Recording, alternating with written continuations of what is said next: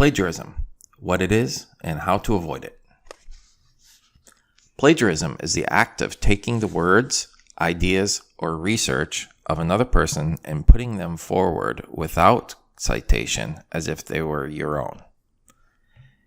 It is intellectual theft and a clear violation of the code of ethics and behavior that most academic institutions have established to regulate the scholastic conduct of their members.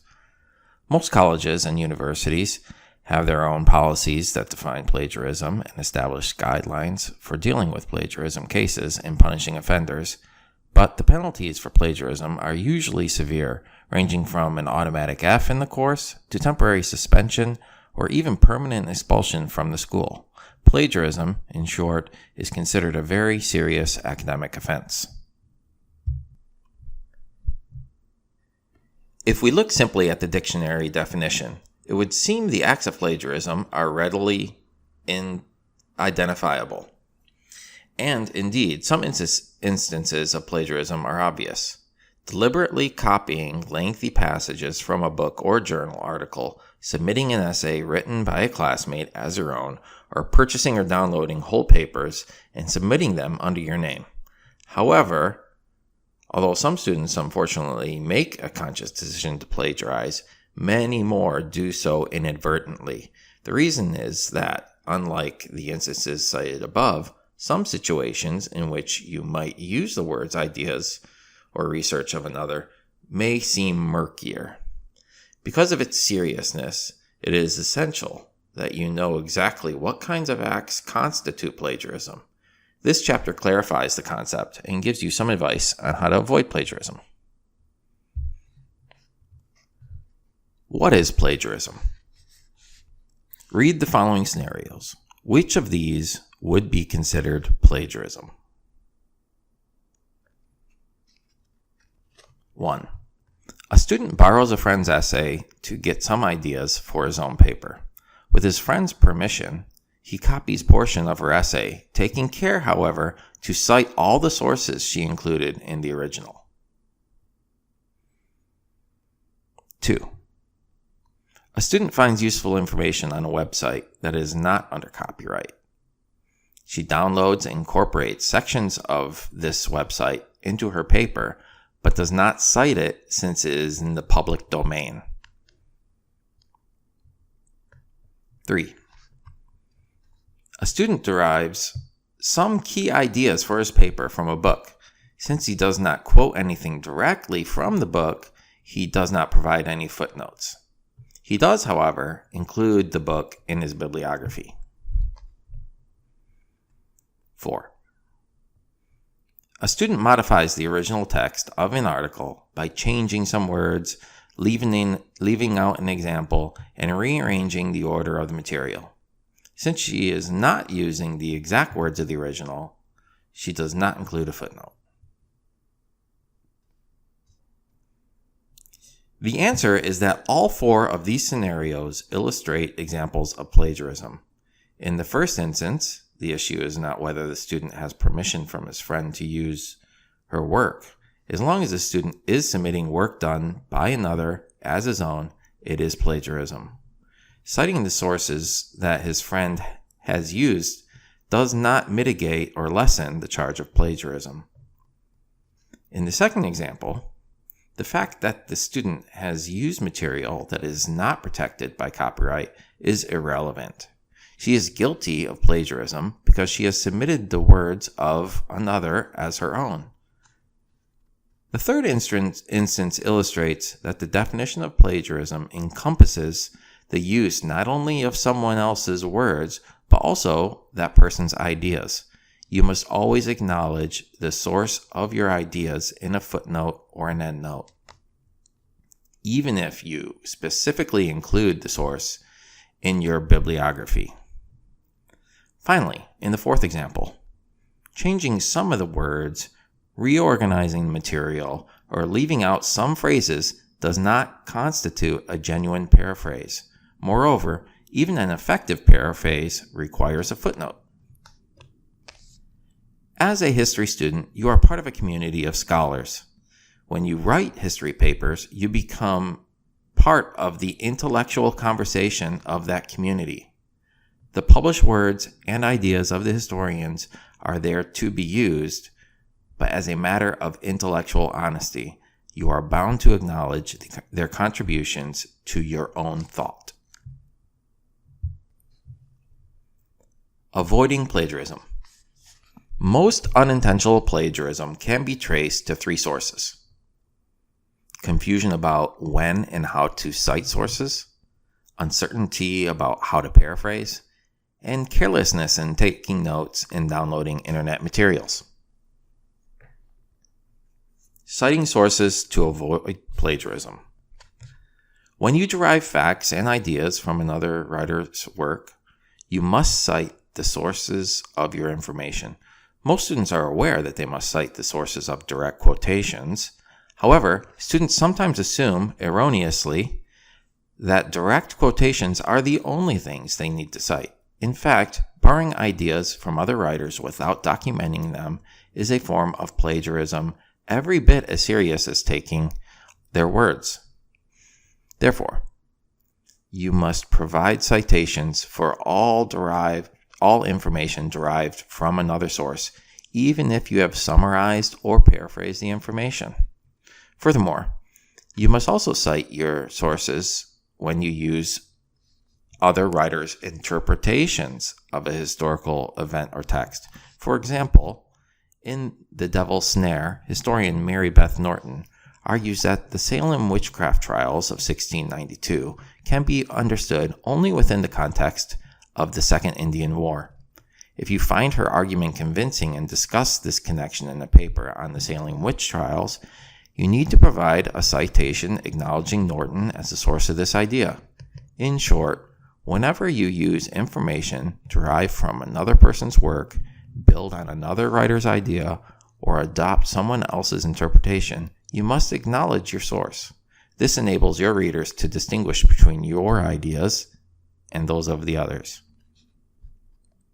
The only exception is that you do not need to provide citations for information that is common knowledge.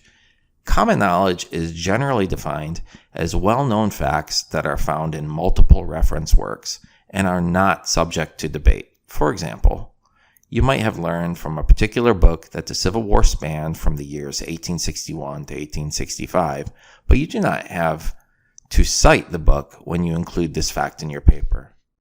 You could have obtained the time span of the Civil War from any number of sources because it is common knowledge.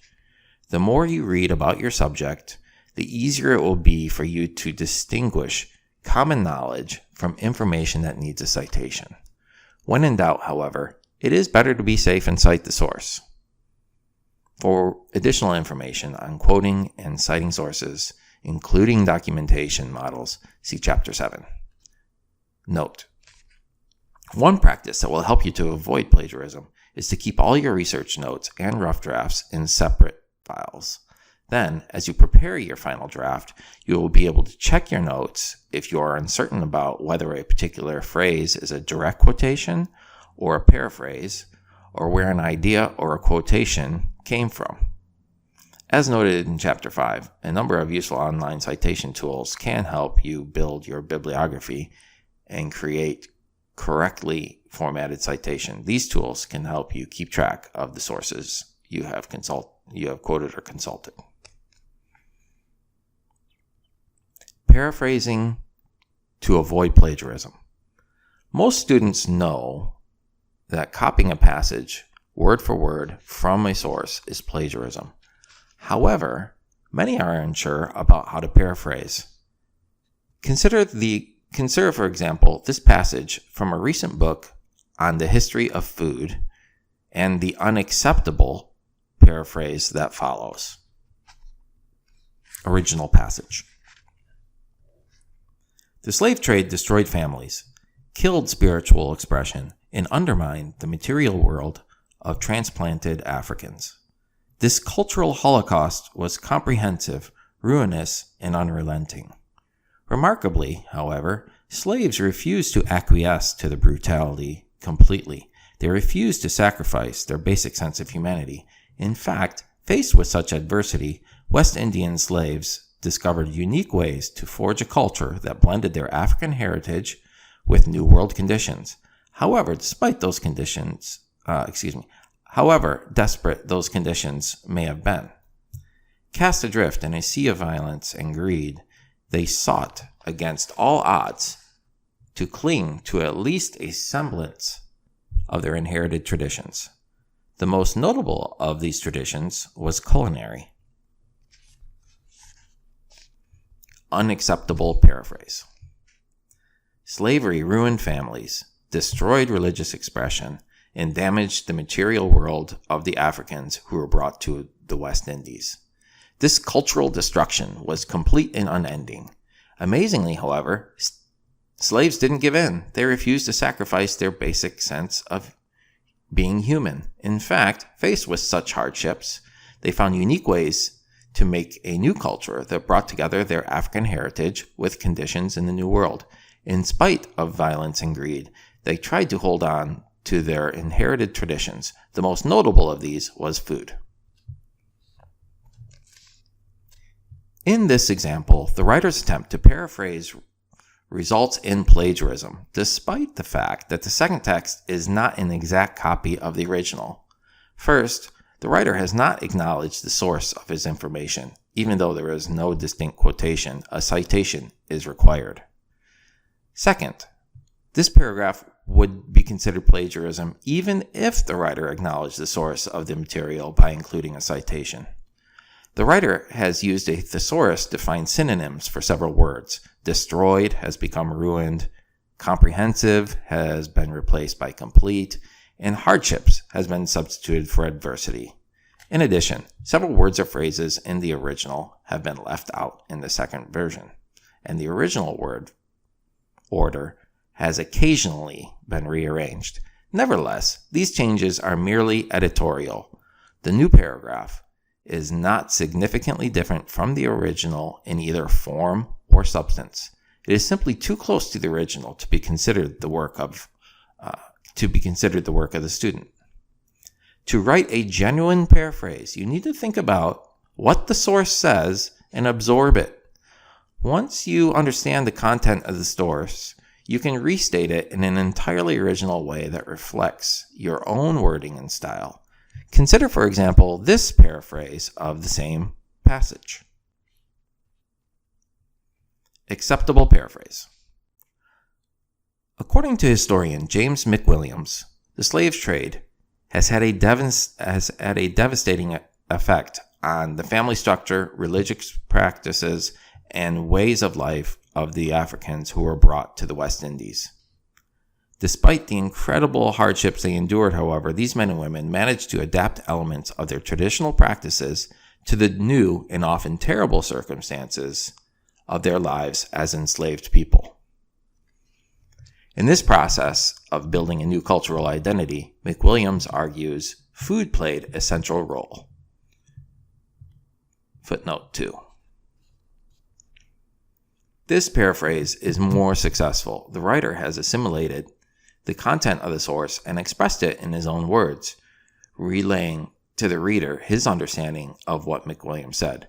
You should also note that the writer has indicated the source of his information by using signal phrases such as according to historian James McWilliams and McWilliams argues. Finally, even though the writer has not used any direct quotations and has mentioned his source by name in the text, he has also provided a footnote indicating the exact source of his information. Without this citation, the paraphrase would be considered plagiarism.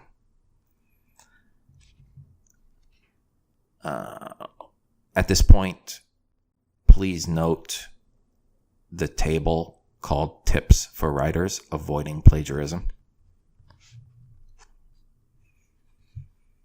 You will save time if you paraphrase as you take notes. However, if you attempt to paraphrase while looking at the original text, you are courting disaster. To write a genuine paraphrase, you should look away from the text and summarize in your own words what you have read. Then go back and check the original source and make sure that you have not committed plagiarism by using language or sentence structure that closely matches the original. See the tips for writer's box on page 108. That's the one I just noted, to avoid plagiarism. Downloading internet sources carefully to avoid plagiarism. As with any other source, information derived from the internet must be properly paraphrased and cited. A particular danger arises, however, from the ease with which internet material can be downloaded into your work text. Whenever you download material from the internet, be sure to create a separate document file for that material. Otherwise, internet material may inadvertently become mixed with your own writing. Moreover, keep in mind that websites are more volatile than print sources. Material on many websites is updated daily, and a site that you find early in your research may be revised or even completely gone by the time you write your final draft. Therefore, you should always record complete bibliographic information for each internet source as you use it, as well as the date on which you access the site. Plagiarism and the internet. While plagiarism is not a new problem, the opportunities for plagiarism have increased exponentially with the growing popularity of the dependence on the internet. Careless cut and paste practices, as noted above, pose a real hazard to unwary internet users. A more distressing and significant problem, however, is the virtual explosion of websites offering students the opportunity to buy term papers or even download them for free.